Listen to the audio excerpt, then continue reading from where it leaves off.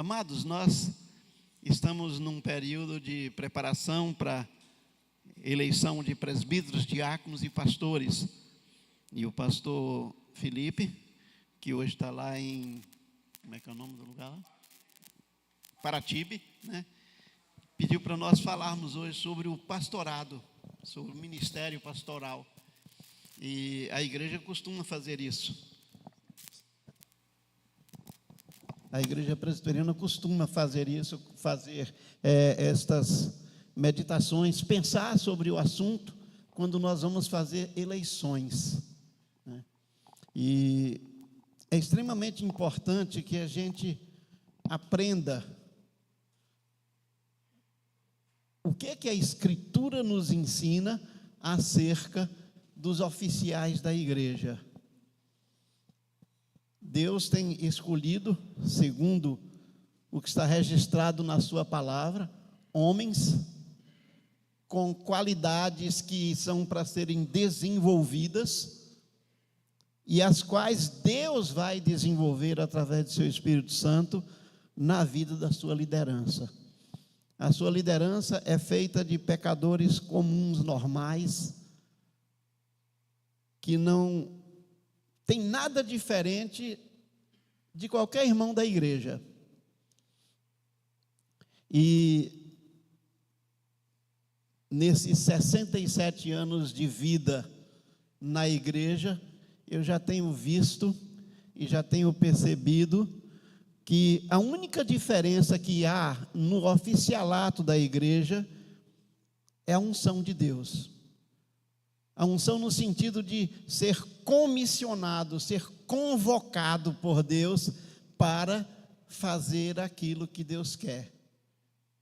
Para ser pastor, para ser presbítero, para ser diácono, você precisa aprender a ser doulos. É interessante porque na Escritura você não vai encontrar no texto original nenhuma vez Jesus não se dizendo ou se declarando doulos, servo. Ele não se chama sacerdote, ele não se chama presbítero, ele se chama diácono, aquele que serve. E ele é quem dá o exemplo para as nossas vidas. Mas parece que a igreja não aprendeu muito não, viu, irmãos? A igreja quer líderes que sejam conhecidos, e às vezes até mundialmente, quem sabe, né? Vamos trazer para aqui um pastor que é mundialmente conhecido. As igrejas se orgulham de ter pastores conhecidos. Eu não tenho nada contra você valorizar o pastor, você valorizar o presbítero, você valorizar o diácono, mas você precisa ouvir a Escritura. E você precisa, quando você vai estar neste momento escolhendo pessoas para fazer parte da liderança, saber que Deus já escolheu essas pessoas. E que é Deus quem convoca, é Deus quem chama, é Deus quem comissiona, é Deus que prepara, é Deus que habilita. Quando eu fui chamado para o ministério, eu dei uma resposta para Deus e eu respondi o que Deus ia me responder. Quando o Senhor me chamou, eu digo: Senhor, mas eu não sei falar, mas o Senhor já disse para Moisés a história, eu não tenho como responder, não tenho como questionar, porque era exatamente assim, eu não sei falar. Quando eu ouvi a primeira vez, o primeiro chamado de Deus através do meu pastor, que agora já está no céu, reverendo Noêmio Oliveira, de saudosa memória, eu disse para ele, quando ele falou sobre ministério, eu devia ter mais ou menos 21 anos de idade, eu digo: pastor, vamos fazer uma coisa, o senhor ora, eu vou orar também, e se for a vontade de Deus, na verdade, dentro do meu coração, sabe qual era o meu pensamento? Está doido, ficou maluco, pastor, Deus me livre, quero saber disso não. Por isso que eu fiz: o senhor vai orar, eu vou orar também, e vamos ver o que é que Deus quer, né? É interessante, amados. Pastor Noêmio Oliveira era um pastor que era um homem de Deus, um homem de oração. Pastor Noêmio, uma vez, no culto, no início do culto, na primeira oração, ele demorou mais de 15 minutos orando. Os presbíteros tiveram que chamar ele depois de conversar. Pastor, na primeira oração, passar mais de 15 minutos não dá. Ele costumava orar 1 hora, 1 hora e meia, 2 horas no seu quarto, lá no seu gabinete. Mas na hora do culto, pastor, não dá para começar o culto orando 15 minutos, o povo fica impaciente, não tem condições. E o pastor Noemi orou, com certeza. E eu, como aprendi com meu pai, a quando falar uma coisa, procurar cumprir, não sou perfeito, já falhei, né? Eu também tive que orar.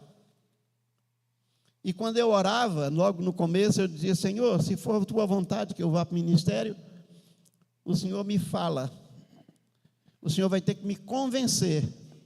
Se o Senhor não me convencer, eu não vou e não estou nem aí. Não estou nem preocupado com isso. O Senhor sabe disso. Para encurtar a história, um outro dia eu conto meu testemunho de como eu fui chamado para o ministério. Quando Deus me chamou, Ele me convenceu mesmo. E a minha oração naquele momento que Ele me convenceu foi: Senhor, eu sei que eu vou tentar não ir. Eu sei que eu vou tentar voltar atrás. Mas o Senhor conhece a minha vida. E eu quero colocar a minha vida nas tuas mãos. E eu não quero não permita que eu faça a minha vontade, mas que a tua vontade prevaleça na minha vida. É exatamente assim. Hoje nós vamos pensar, e eu queria que a igreja pensasse muito, e os pastores e os futuros pastores, nos princípios para o ministério pastoral. O que é que você deve ver num pastor? Eu sei que cada um tem uma ideia do que seria o pastor ideal, mas deixa para lá o que você acha que é o pastor ideal e ouça a Escritura. Ouça a palavra de Deus, porque ela vai dizer o que é o pastor ideal para a sua vida. E eu já tenho visto que Deus realmente coloca os pastores ideais, segundo a necessidade da igreja.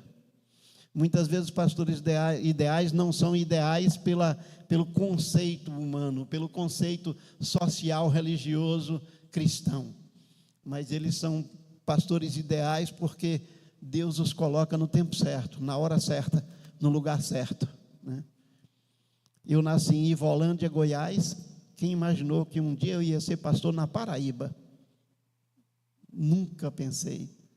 Quando estava no seminário, eu vinha a João Pessoa. E eu disse: será que um dia eu posso até pastorear aqui em João Pessoa? Aconteceu. Não imaginei que fosse, não. É assim que funciona. Vamos abrir a palavra de Deus, amados, então, nesse momento. Vamos aprender quais são os princípios para o ministério pastoral. Primeiramente, vamos abrir em 1 Timóteo, capítulo 3, versículo 1 até o versículo 6. Vamos atentamente ouvir. Nós vamos ler bastante hoje, porque nós temos que ouvir o que Deus tem para os seus servos do ministério. Luan, preste bem atenção. E cadê o outro pastor? Eu esqueci. Jonatas, preste bem atenção também. Mas a igreja preste atenção mais ainda. Fiel é a palavra. Se alguém aspira ao episcopado, excelente obra almeja. É necessário, portanto, que o bispo seja irrepreensível, esposo de uma só mulher, temperante, sóbrio, modesto, hospitaleiro, apto para ensinar, não dado ao vinho, não violento, porém cordato, inimigo de contendas e não avarento, e que governe bem a própria casa, criando os filhos sob disciplina, com todo o respeito. Pois se alguém não sabe governar a própria casa, como cuidará da igreja de Deus? Verso 6 e o verso 7 ainda nos diz: não seja neófito, para não suceder que se ensoberbeça, incorra na condenação do diabo, Pelo contrário, é necessário que ele tenha bom testemunho dos de fora, a fim de não cair no opróbrio e no laço do diabo. Pai, nós bendizemos o teu nome pela tua palavra. E nós louvamos o teu nome pela tua instrução. E pedimos que o teu Santo Espírito tire dos nossos corações a ideia do pastor ideal. E que tu, Senhor, Santo Espírito, instrua os nossos corações sobre o pastor que tu tens enviado para a minha vida. O pastor que tu tens colocado na minha vida, para que eu possa te servir com fidelidade. Ajuda-nos, Pai. Abençoa-nos. Nós pedimos em nome de Jesus. É interessante, amados, fiel é a palavra. Ele começa falando da fidelidade da revelação de Deus. Fiel é a palavra. Se alguém aspira, se alguém deseja, se alguém quer muito o episcopado, excelente obra almeja. É interessante. E episcopos não tem a ideia que a gente tem, na cultura religiosa cristã.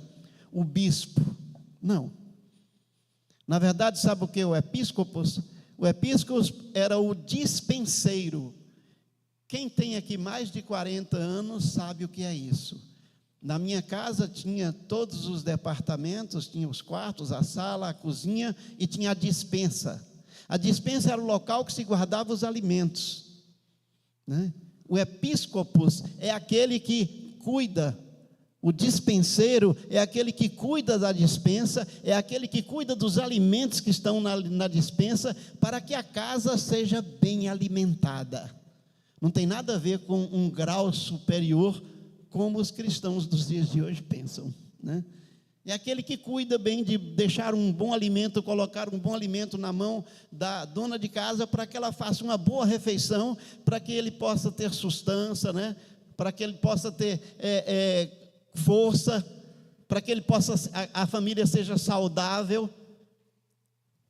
Mas é interessante, porque qual é o alimento que o bispo vai usar? A palavra fiel, fidelidade às Escrituras. Você precisa de um pastor que seja fiel às Escrituras. Já há muito tempo que eu aprendi e estou lutando, estou batalhando para acontecer e para continuar acontecendo, de alguém me perguntar alguma coisa e eu dizer, você vai prestar atenção da agora em diante e você vai perceber isso, se você me perguntar alguma coisa. A Escritura diz assim. Tem algumas coisas que eu tenho a minha opinião e eu digo, olha, isso aqui é a minha opinião, na minha opinião é essa, mas na minha opinião você não precisa seguir. Mas quando eu digo a Escritura é assim, você tem que obedecer o que a Escritura está dizendo. A Escritura é inegociável. Eu tenho minhas opiniões e minhas ideias são falíveis, são humanas, mas a palavra de Deus não. Então o alimento da minha alma, o alimento da sua alma, o alimento da nossa vida é eterna, que deve ser separado, deve ser preparado para que nós amemos a Deus, sirvamos a Deus, sejamos cristãos fortes, sejamos testemunhas vivas, verdadeiras. É preciso ser fiel à palavra. E ele diz, faz uma obra excelente. Sabe qual é a excelência da obra, irmãos? E eu me lembro agora de meu avô. Quando eu era criança, eu recebi o nome dele, em homenagem a ele, Anísio também. E ele disse, meu neto vai ser médico. Então eu comecei quando era criança, eu dizia, o que você vai ser quando crescer? Vou ser médico. Porque minha mãe tinha dito que meu avô disse que eu ia ser médico, mas não pude ser médico. Não tive dinheiro para pagar a faculdade, para fazer vestibular, essas coisas todas, não deu certo, né? Mas depois de um tempo, eu fui chamado para o ministério. E aí, quando eu me encontrei com meu avô, com 95 anos de vida, depois do aniversário dele, de 95 anos, né, eu cheguei para conversar com ele, e eu digo, vovô, cumprir o seu desejo. Eu não sou médico do corpo, como o senhor queria, mas a minha medicina é superior. ela é excelente, ela é superior porque eu sou médico da alma. Se eu fosse cumprir o seu desejo na medicina, eu curaria algumas pessoas, depois elas envelheceriam ou adoeceriam de novo e poderiam até morrer. Mas a minha medicina é medicina eterna, cura eterna, vida eterna. Ele disse: é mesmo. Ele era espírita e se converteu naquele mesmo ano, depois de 95 anos de filosofia kardecista. Não foi o pastor Anísio, não, foi Jesus que fez a obra no coração dele. Porque a excelente obra é a obra de Deus que cura a nossa alma, tira todo o mal da nossa vida e nos prepara para a vida eterna. O pastor é aquele que prega o evangelho de Jesus Cristo, a boa notícia de Jesus Cristo, a excelente obra. E se você olhar para Atos dos Apóstolos, não, Evangelho de João, né? Quando fala de João Batista, diz que João Batista pregava no deserto e todas as multidões saíam até João Batista no Rio Jordão para serem batizados. Vocês lembram a poderosa mensagem que João pregava? Arrependei-vos, porque está próximo o reino dos céus. Essa era a mensagem de João, essa era a poderosa mensagem de João. João estava dizendo que o homem precisa se arrepender e se voltar para Deus, e todo mundo foi até João. João não vestia colarinho clerical, nem camisa bonita como essa daqui, era pele de camelo, cinto de couro, comia gafanhoto e mel silvestre. Que indumentária para um pastor, viu? Mas todos iam a ele, porque estava ali a palavra fiel. Inclusive a mensagem de João tem sido esquecida pela igreja, pelos pastores. Pastor tem que pregar: arrependei-vos, porque é chegado o reino de Deus. Porque está próximo o reino de Deus. Jesus diz também, do mesmo jeito no início do seu ministério: arrependei-vos porque está próximo. Depois ele diz: é chegado o reino de Deus sobre vós. O pastor que Deus quer para a sua vida é um pastor que fala dos seus pecados. E você não gosta muito disso, não. Em 40 anos de ministério, aliás, em 38 anos de ordenação e em 42 anos de pregação do evangelho, eu já conheci muita gente que gosta da minha mensagem, me elogia e fica feliz, mas na hora que tem o primeiro problema de chegar lá e botar o dedo na ferida e dizer: está errado, tem que mudar de vida. Eu já ouvi até alguém que disse que me amava muito, não vou contar o santo não, só o milagre, né? E que eu era o melhor pastor da vida daquela pessoa. E depois mandou um recado para mim: diz aquele menino que não se meta com a minha vida. É assim que o homem funciona, é assim que os cristãos funcionam. Mas a gente precisa entender, amados, excelente obra almeja. É necessário que este pastor desenvolva alguns dons e alguns talentos para a vida espiritual da igreja. É necessário, portanto, que o bispo, ou seja, o dispenseiro, seja irrepreensível. Longe de nós termos a capacidade de sermos irrepreensíveis, mas nós estamos melhorando a cada dia. Eu não sou mais escravo do pecado, eu estou habilitado a toda boa obra, eu estou pronto para obedecer a Deus e para dizer não para a minha vontade e sim para a vontade de Deus. E é preciso que eu esteja exercitando a minha fé, exercitando a minha santificação. É preciso que eu esteja me submetendo ao Senhor para que a sua vontade permaneça na minha vida. Seja irrepreensível. Tem que olhar a palavra, tem que crer na palavra, tem que viver a palavra. E graças a Deus isso não é só para mim. Eu devo ser exemplo para vocês, mas vocês vão prestar conta diante de Deus. Vocês têm que ser irrepreensíveis também, da mesma forma. Não significa que nós não erramos, nós erramos, mas nós não somos mais escravos do pecado. Jesus morreu pelos nossos pecados e a Escritura diz nesse mesmo contexto que nós morremos para o pecado. Morto não faz nada, amados, né? Ele morreu pelos nossos pecados. ressuscitou, destruiu o poder do pecado e todas as consequências do pecado. E nós morremos para o pecado, ou seja, nós morremos para a nossa vontade humana, corrompida e corrupta. E nós passamos a viver para Deus. Então o pastor deve ser irrepreensível, mas não julgue o seu pastor se ele tropeçar, viu? Se ele pecar, porque eu tenho certeza que ele peca. Eu peco. A gente não consegue ver e não tem necessidade de ver os pecados uns dos outros, mas a gente precisa entender e compreender. É só ler Romanos 7, você vai entender o que eu estou falando. Paulo diz ali, quem olha ali parece que Paulo é escravo do pecado, o bem que quero fazer não faço, o mal que não quero esse faço. Quem me livrará do corpo desta morte? Ele dá a resposta, graças a Deus por Cristo Jesus, nosso Senhor. Eu estou sujeito à queda, eu tropeço e caio, mas eu não sou mais escravo do pecado. Você não é mais escravo do pecado.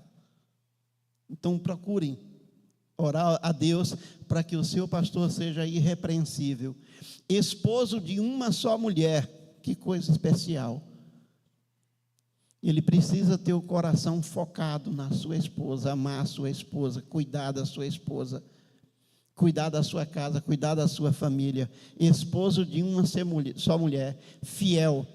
E uma palavrinha simples e rápida sobre este assunto, né? Abandonem a briga social macho e fêmea, por favor. Abandonem a briga social homem e mulher. Mulher, foi dada a você uma tarefa maravilhosa. Cumpra a tarefa de Deus para a sua vida.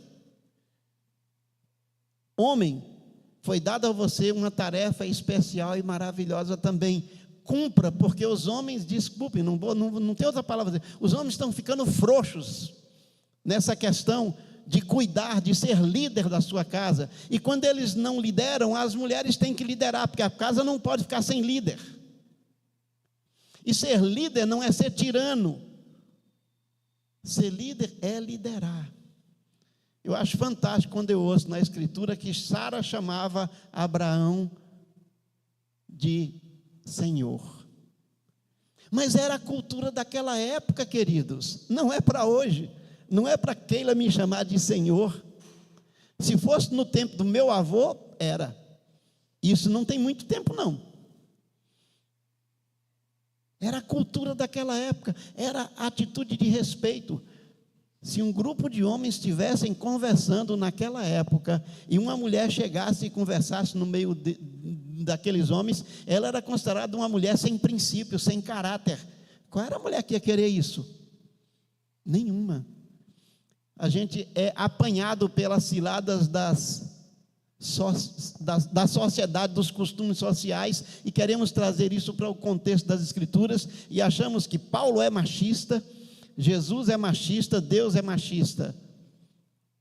E talvez algumas mulheres fossem feministas, embora eu nunca tenha visto nenhuma nesse aspecto, apesar das posições que elas exerceram bem claramente. Marido de uma só mulher. Mulheres, sejam mulheres. Homens, sejam homens.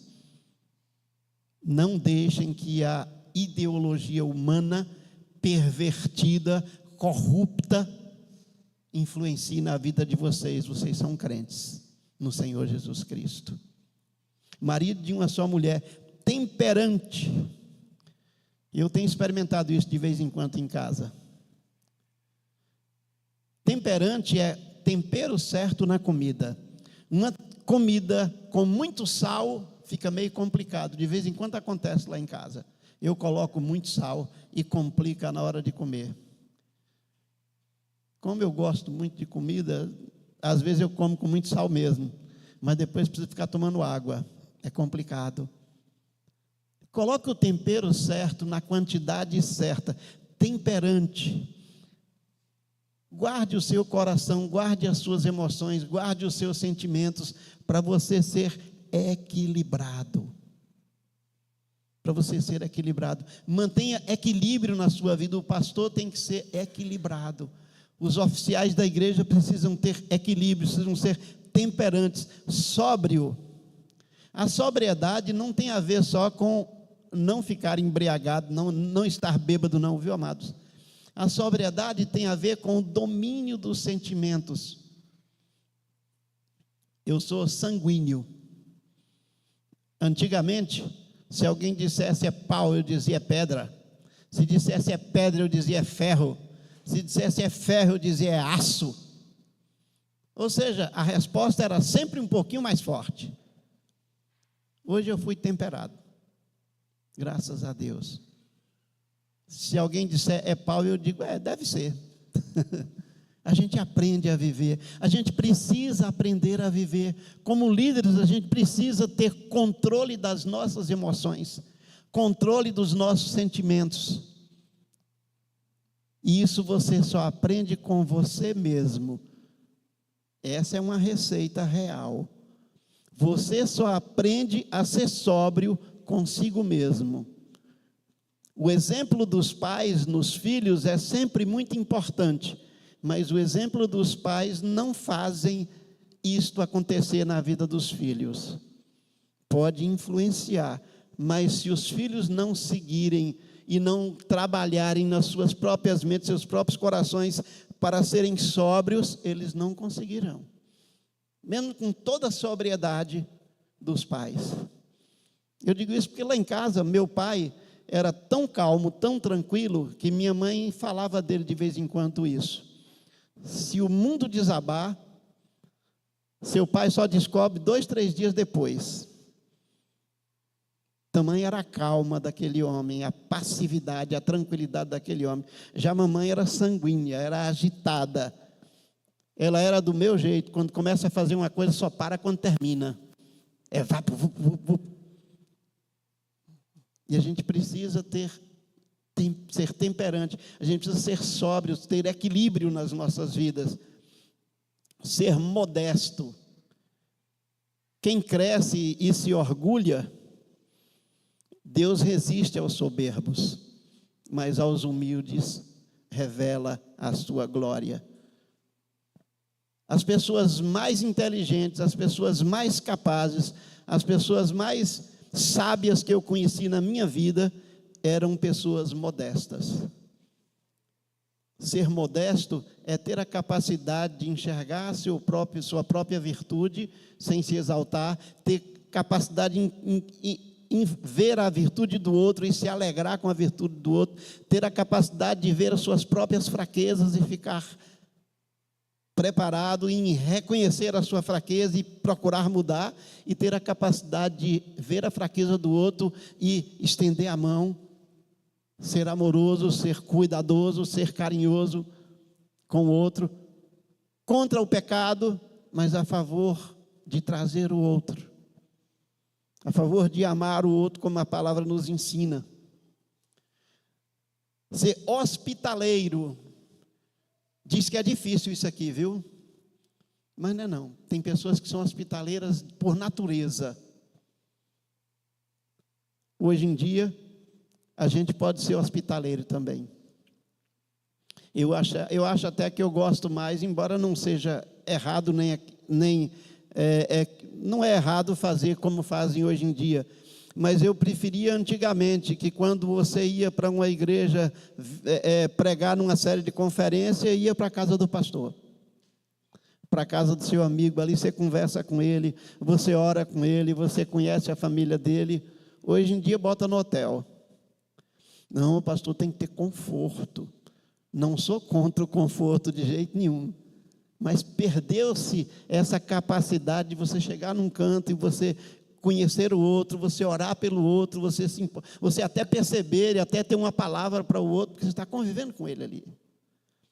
A hospitalidade tem sido deixada de lado pela violência da humanidade nos dias de hoje. Mas tem uma coisa que você não pode deixar de maneira nenhuma. Aconteceu uma vez, quando eu morava em Parnaíba, nós não tínhamos filhos ainda, eu e Keila. Nós estávamos saindo do culto de 31 de dezembro, né? Último dia do ano, e a gente veio de lá para cá, a gente virou a esquina, que era a nossa rua, que a gente ia descer, e eu vi crianças, mais ou menos umas 7, 8, 9 pessoas, e os cobertores em cima. Eu digo isso depois de 1h da madrugada. O que esse povo está fazendo aí? A gente passou com o carro, eu conversei com Keila, vamos voltar, vamos convidá-los para eles dormirem lá em casa, depois eles vão para onde eles quiserem, né? E a gente voltou, ele disse: não, pastor, a gente agradece a sua hospitalidade, a sua atitude, mas a gente está esperando o carro que vai passar daqui um pouco, então não dá para vir para aqui, porque a gente perde o carro que vai passar lá. Se Deus tocar no seu coração para cuidar de uma pessoa, cuide. Tenha sensibilidade no seu coração para cuidar do seu semelhante. É preciso ser pastor, e a igreja precisa ser pastoreada e precisa cuidar também dos seus semelhantes. É importante. Apto para ensinar. Eita, hoje é difícil, viu, amados? Hoje não é muito, é mais fácil do que no meu tempo que eu estudei. Eu digo que sou do tempo da pedra lascada no estudo. Para fazer minha monografia, eu tive que pegar inglês, pegar o dicionário, traduzir palavra por palavra olhando o dicionário, porque até hoje eu não sei nada de inglês, só sei I love you, para Keila, está tudo bem, mais nada, né? Então, mas o que acontece? Hoje você tem tudo prontinho na internet, mas você não gasta tempo com a escritura, com a leitura da escritura, com a oração, com a meditação. E aí você, na maioria das vezes, traz o que está pronto. Pastor tem que meditar na palavra. Pastor tem que orar.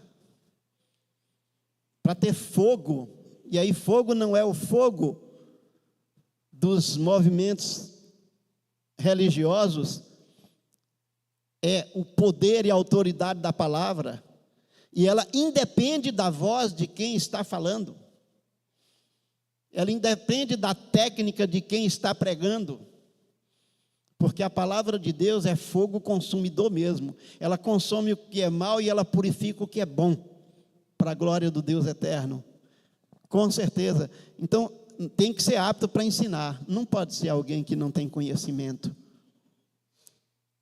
E nisto a igreja presbiteriana é zelosa, bastante.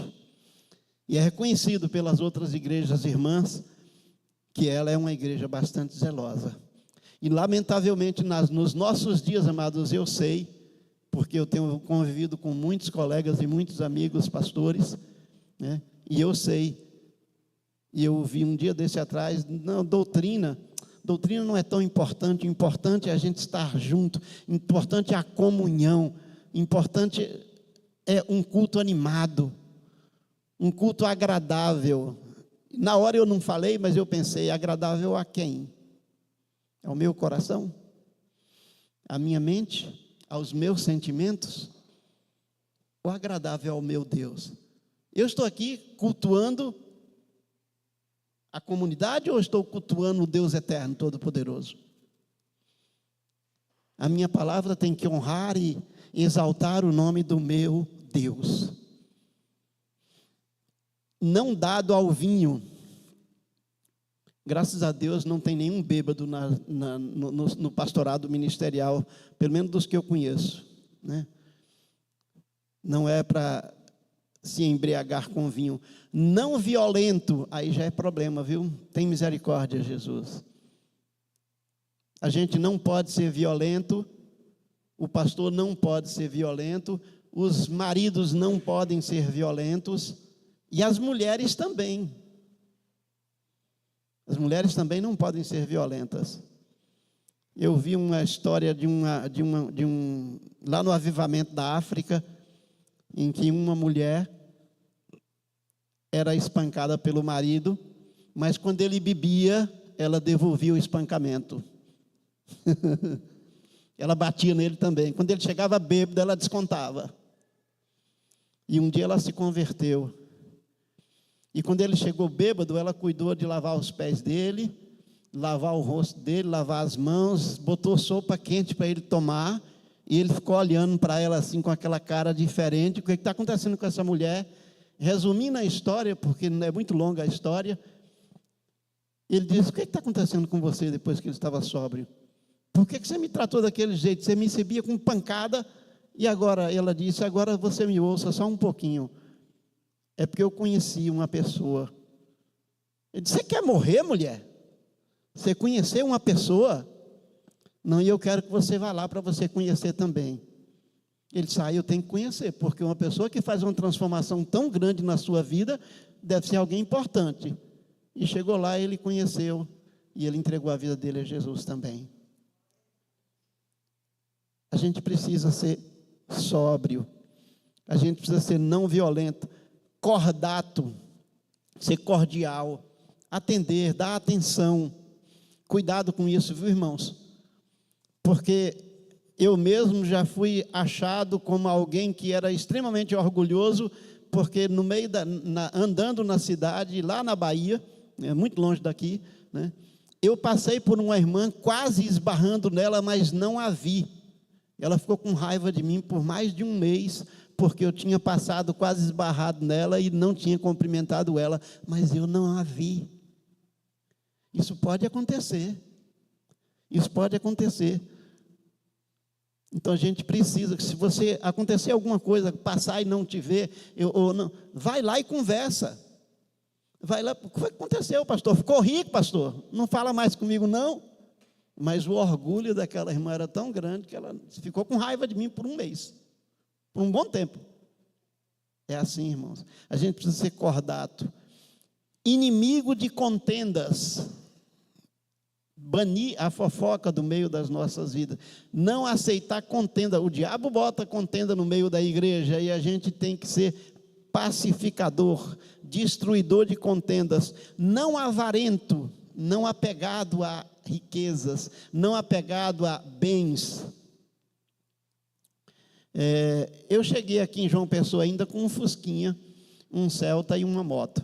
Vocês conhecem o Celta e a moto, não conheceram o Fusquinha, porque o Fusquinha eu vendi um tempo desse atrás. E eu passei mais de 25 anos dirigindo Fusquinha, porque eu sempre gostei de Fusca. Mas depois que eu peguei o Celta, ficou mais confortável para a família, e o Fusca teve um probleminha, ficou lá, depois eu acabei vendendo o Fusca, porque ia se acabar, né? Mas serviu, aquele meu desejo, aquele meu gosto, serviu para uma irmã lá em Guanambi, que foi testemunhar para o chefe dela. Ela disse que nada, conversa, pastor só quer dinheiro, né? Eu quero um pastor que dirige um Fusca. Ela disse, oba, o meu. Ele disse, como? É o meu. O carro dele é um Fusca. E nesse tempo eu não tinha Celta ainda não, né? É interessante, irmãos, coisas simples, né? As pessoas, agora isso porque a gente não pode ser avarento, a gente não pode desejar, tendo o que comer e se vestir, estejam contentes. Agora isso não é só para o pastor não, veio para a igreja toda. Aqueles que correm atrás de riqueza, aqueles que correm atrás de fortuna, estão atrás de problemas.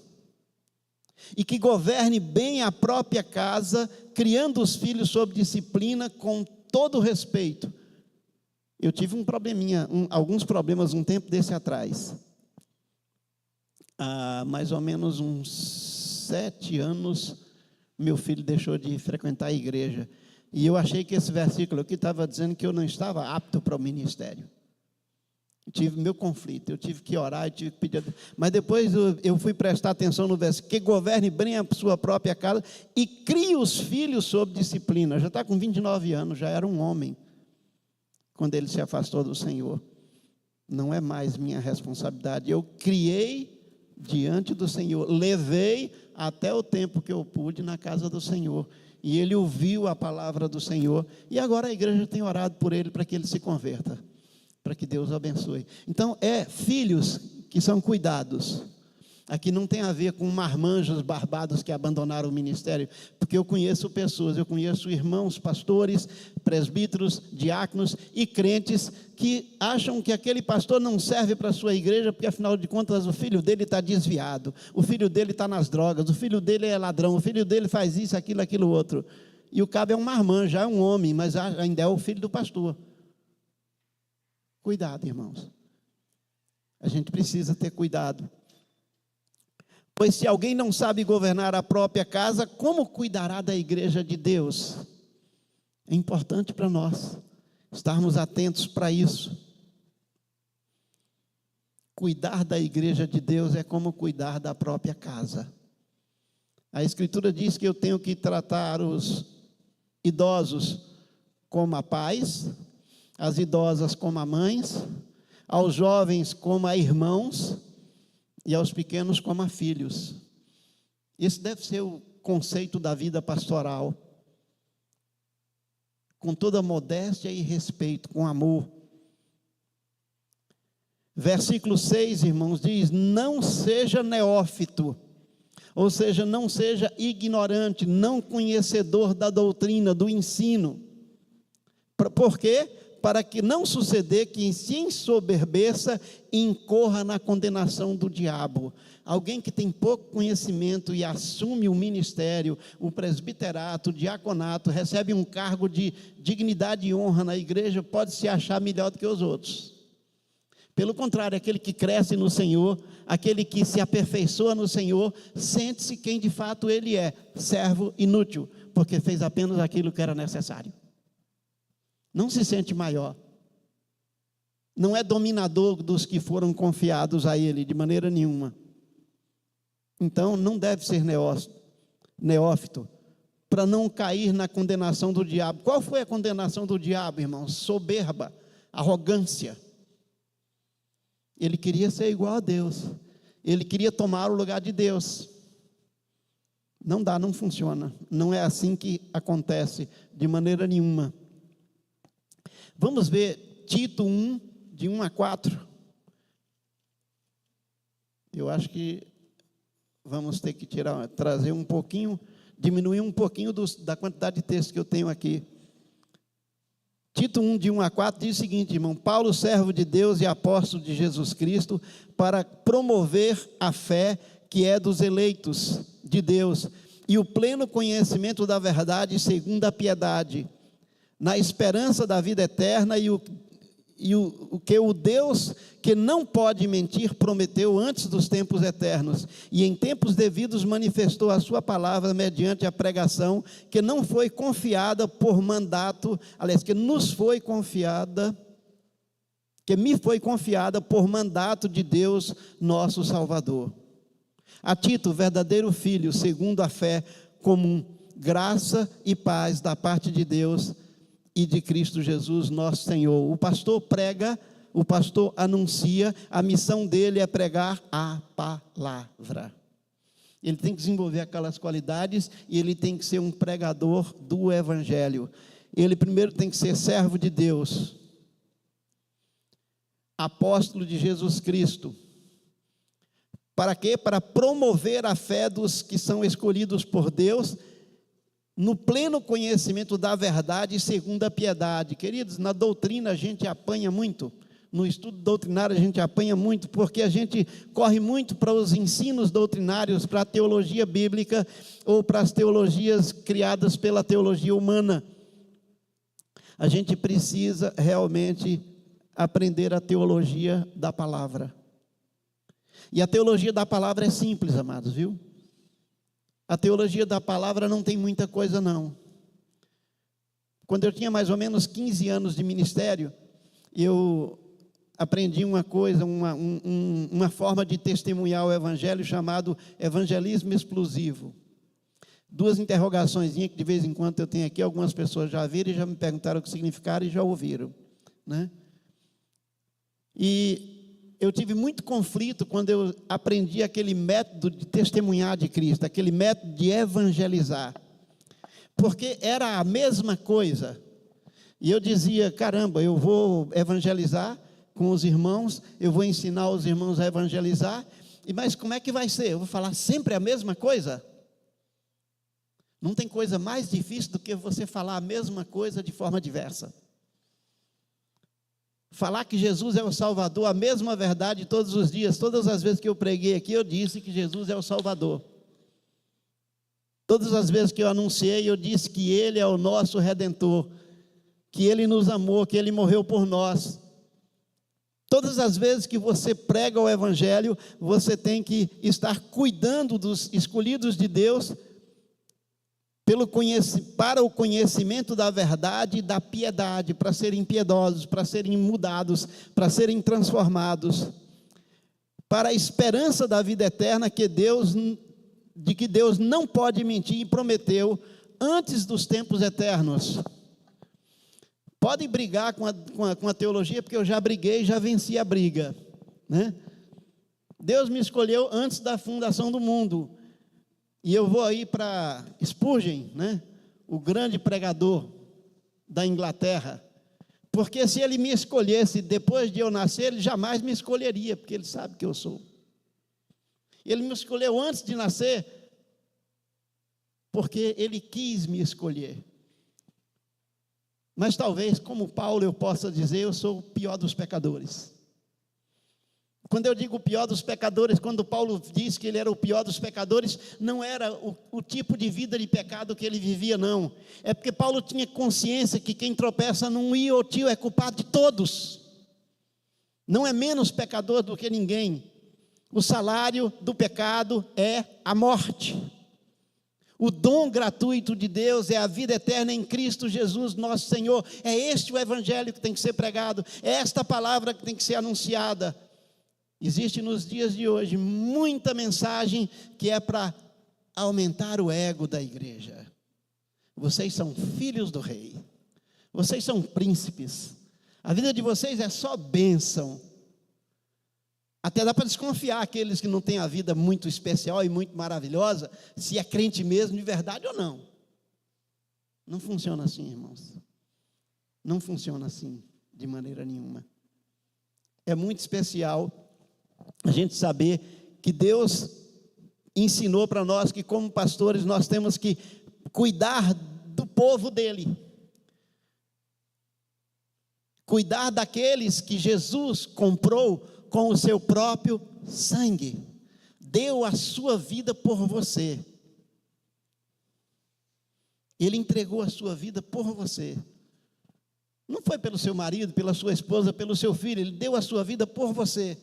Foi por eles também, mas o importante é você saber que ele deu a vida por você. Se Jesus deu a vida pelo papai, pela mamãe, você fica como? Se deu para sua esposa, você fica como? Se deu para o seu marido, você fica como? Ele morreu por você.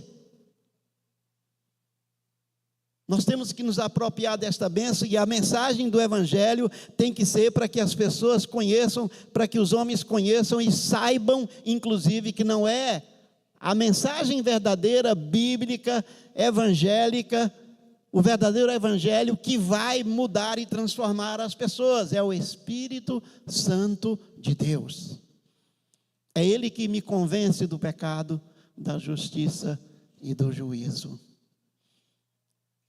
A minha mensagem, por considerada boa como for, não pode fazer nada se o Espírito Santo não operar no coração do homem.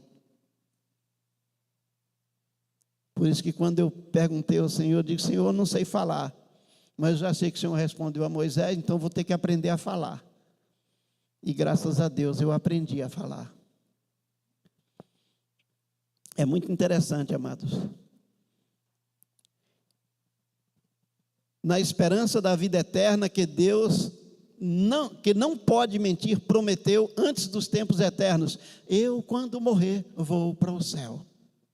Ou quando Jesus voltar, que é o meu desejo. Prefiro não morrer. Prefiro que Jesus volte antes.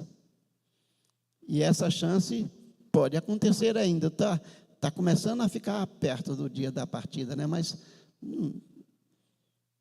eu tenho mais chance do que Paulo. Quando Paulo falou sobre isso, Paulo diz: nós os vivos seremos transformados. Ele achava que Jesus ia chegar nos seus dias. Eu também acho. Até o dia que eu for para a presença dele, caso ele não venha antes. Com certeza é assim. Deus nos prometeu a vida eterna, irmãos. Deus nos deu a vida eterna e nós temos a vida eterna. É assim exatamente. E em tempos devidos manifestou a sua palavra mediante a pregação que me foi confiada por mandato de Deus nosso Senhor. A palavra dada a você, pastor, é palavra de Deus, mediante a vontade de Deus, através do Espírito Santo de Deus. Não é palavra de teólogo, não é palavra de igreja, não é teologia humana, não é teologia de linha denominacional. É a palavra de Deus. Creia e viva na palavra de Deus. Notícia triste. Eu não sei se vocês sabem, mas nos Estados Unidos, que é considerada a maior nação protestante do planeta, a maior nação evangélica do planeta, mais de 60% dos pastores não acreditam na ressurreição de Cristo e não acreditam no inferno nem na vida eterna. Eu não sei como é que eles pregam o evangelho. Sinceramente, eu não sei. E é preciso que a gente creia nesta palavra. A palavra que a gente tem que pregar é essa daqui. E a gente tem que ouvir o testemunho dos de fora, né? Versículo 4. A Tito, verdadeiro filho, segundo a fé comum, graça e paz da parte de Deus Pai e Cristo Jesus, nosso Salvador. A Tito, verdadeiro filho na fé. Deixa eu contar um segredo para vocês. Talvez alguns já saibam, mas alguns vão descobrir hoje. Pastor não gera crentes, não gera ovelhas para o crescimento da igreja. O fruto do ministério pastoral é pastores. Ele gera pastores. E eu descobri isso depois de um tempo no meu ministério. E eu descobri que os pastores que eu gerei, às vezes eu nem sabia que tinha gerado. O primeiro pastor que eu gerei, eu tomei conhecimento há 16 anos atrás, em Guanambi, na Bahia. Ele foi minha ovelha no meu primeiro ano de ministério. E se tornou um pastor, e depois ele disse o que tinha feito ele se tornar um pastor, ou seja, a vida do pastor Anísio e a vida da esposa dele. E eu nunca sabia disso, nunca tinha tido. Depois teve alguns que eu tomei consciência de que realmente foram gerados pelo meu ministério, pelo meu trabalho e pela minha obra. Verdadeiros filhos na fé. Então a gente tem a tarefa, viu, Jonatas, Juan, Luan, de fazer pastores, de orar por pastores, de trabalhar a vida de pastores para que eles sejam pastores. E a igreja precisa orar por estes pastores, para que sejam pastores, para que pastoreiem o rebanho, mas que gerem pastores. As ovelhas geram ovelhas, os pastores geram pastores. Verdadeiro filho na fé. Que coisa maravilhosa ouvir essa palavra daqueles em que eu já tenho o privilégio de dizer que eu sou pai espiritual deles, no ministério, né? Tenho alguns, graças a Deus, filhos espirituais no ministério. Sem saber, eu gerei alguns, mais de 10 com a graça de Deus. E Deus tem multiplicado esses. Eu já tenho netos no ministério também. Filhos de pastores que se tornaram pastores também. É especial, amados, quando nós temos a consciência do que Deus nos chamou para sermos. E é necessário que a gente seja entendido e compreendido como filhos na fé. Filhos da fé comum, na fé única, minha e dos meus queridos filhos. Minha e das minhas queridas ovelhas. É interessante como as propriedades humanas querem ser trazidas para as próprias propriedades da igreja também. Não, na verdade todos somos filhos de Deus, e todos somos servos do Deus Altíssimo, e todos somos ovelhas do Senhor, todos somos discípulos do Senhor, todos somos servos do Senhor, e é assim que tem que ser. E concluindo, amados, eu quero que os irmãos abram comigo 1 Timóteo, capítulo 3, aliás, desculpem, não, 2 Timóteo, capítulo 4, vamos abrir aqui, 2 Timóteo, capítulo 4, versos 6 a 8.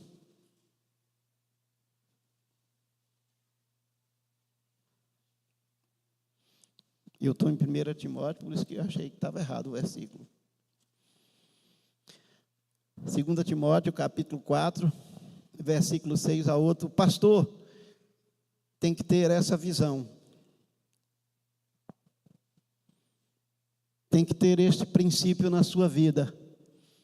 E tem que ser exatamente assim. Quanto a mim, estou sendo já oferecido por libação. E o tempo da minha partida é chegado.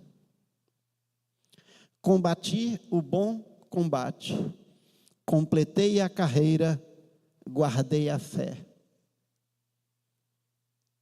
Peçam, pastores, para a vida de vocês desta forma: que combatam o bom combate, completem a carreira e guardem a fé.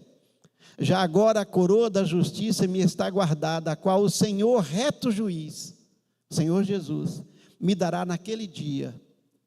E não somente a mim, mas também a todos quantos amam a sua vinda. Ele dará aos líderes, ele dará aos pastores e dará às suas ovelhas a coroa da vida, porque o Senhor, reto juiz, é quem vai nos dar a recompensa. Sabe por quê? Porque Ele pagou o preço desta recompensa. Já estou pronto para oferecer o meu corpo no santuário, no altar do Senhor. A minha vida no altar do Senhor. Orem para que os seus pastores tenham as suas vidas no altar. O tempo da minha partida é chegado. Isso aqui pode ser usado tanto no contexto de pastores que passam um tempo na igreja e depois vai para outra, como aqueles que foram para a presença de Deus. Tem pastores que têm o desejo interessante, e aí é desejo particular de cada um, né? Desejo de morrer pregando.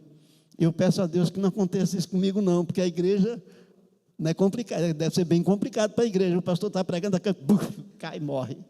Já apareceu na internet. Isso não deve ser muito agradável não, viu? Mas tem gente que deseja, e se Deus faz, permite, é a vontade de Deus, a vontade dele se cumpriu, né? Mas vida no altar é fundamental. Combati o bom combate. Sabe qual é o bom combate, irmãos? Eu vou para a guerra sabendo que não é a minha força, não é a minha capacidade, e sabendo que eu sou mais do que vencedor, porque Jesus já venceu a guerra por mim. Então eu não preciso ter medo de nada, eu não preciso me preocupar com nada, eu vou porque eu sou vitorioso, eu sou mais do que vencedor, porque Ele venceu por mim. Completei a carreira, não desisti da carreira. A gente passa por momentos que a gente diz assim, eu nunca tive esse momento de dizer, eu não queria ser pastor. Depois que Deus me convenceu e me levou para o ministério. Eu já tive dias, irmãos, que eu orei assim, Senhor, não manda meus filhos para o ministério, não. Eu não quero que eles passem o que eu estou passando, não. Depois eu me arrependi, Senhor, perdoa a cabeça de oca do teu servo. Perdoa a besteira que eu falei. Meus filhos estão nas tuas mãos, o Senhor vai fazer com eles o que o Senhor quiser, para a sua glória. Guardei a fé, guarde a fé.